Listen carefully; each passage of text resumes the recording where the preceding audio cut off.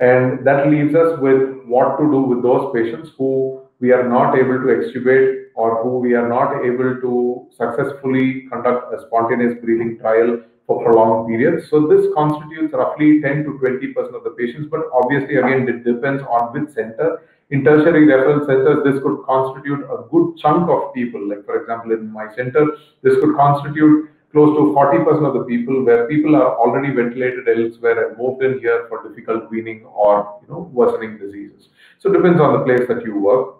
And unlike the difficult weaning classification, where often you need to think about cardiac failure or a covert heart failure, like I told, in prolonged weaning, it is often something to do with the respiratory system capacity. That is, in other words, the muscle or the nerve or the neuromuscular system is often in problem. Of course, in the West, they have these concept called the weaning units, okay, which are specialized weaning units. But here we do not have such facilities. But yes, many of the tertiary care centers are used to doing this. If you have had somebody who has been on ventilator for long and you've not been able to wean or wean them appropriately, you may consider moving them to an appropriate setting. Patients who have a long-term illness, where you expect that the illness itself is not going to get better, like for example, say people with neuromuscular or motor neuron disease, irreversible neuromuscular diseases, where you do need prolonged ventilation. Okay, probably the airway, you can consider a tracheostomy and secure the airway, where people also need prolonged ventilation. Then you need to start consideration for home ventilation. You cannot have them at home or at the hospital forever. Okay, now again, thankfully, there are many of these home care systems that have evolved. A lot of them do a pretty good job.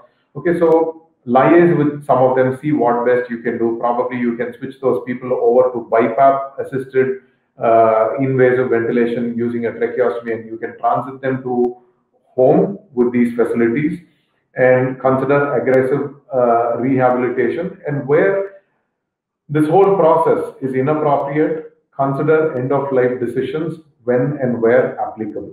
Okay, that just reminded me about one of the more important complementary protocol I should have added over there in the basket, which we are looking into more often these days. That is early mobilization. Somebody being on a ventilator is not a contraindication to get them off the bed. Okay, so early mobilization, some kind of a mobilization protocol also helps in expedite this process of getting somebody off the mechanical ventilator. Okay, so when you have somebody on prolonged mechanical ventilation, just run through this process. Most of the times it is going to be something to do with the neuromuscular system. If it is something correctable, fairly good enough. If it is something like CIPN that's going to require ventilation forever, consider an optimal timing of tracheostomy. Switch over to possible BiPAP assisted systems or something that can be done at home. Consider home care, liaise with them, and move on.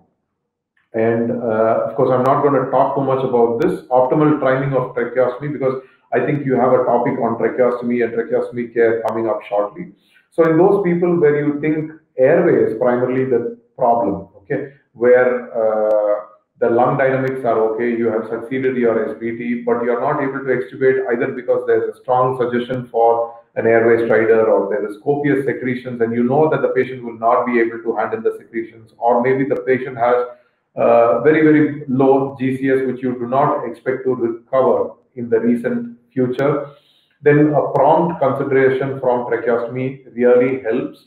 Okay, it is not that it is going to help you get the patient off the ventilator fast or something, but definitely it is a lot of comfort to the patient, it is a lot of comfort to the caregiver, and definitely handling ventilation, conducting SBTs, being able to switch them over to BiPAP systems, all that becomes very, very easy. Okay, so timing of tracheostomy is quite a tricky subject. It really depends on the disease condition. Okay, there is no such thing as early or late. It is, I would say, an optimal timing.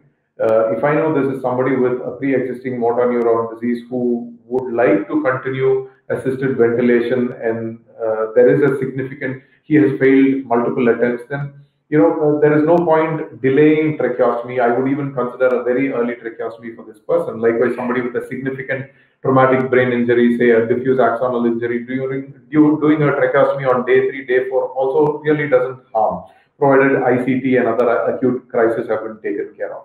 Okay, versus let's say the given challenge of ARDS and COVID, there's a lot of debate as to the appropriate timing of tracheostomy. There is a general belief that it is better to delay it as much as possible, you know. So it is rather the optimal timing. There is no such thing as early or late. It is what you think is appropriate for that given situation. Give a prompt consideration for tracheostomy. Do not worry about the actual surgical procedure. A lot of us actually have started doing this on the bedside. Percutaneous tracheostomy has become a relatively safe tool in the hands of the intensivist, and even when the patient recovers to a stage where you can remove the tracheostomy, the incidence of post-tracheostomy stenosis and all that are relatively low, considering it is done by an expert. It is done using the following all precautions. So do not delay for fear of the so-called surgical procedure. Consider it wherever appropriate. You have a full-fledged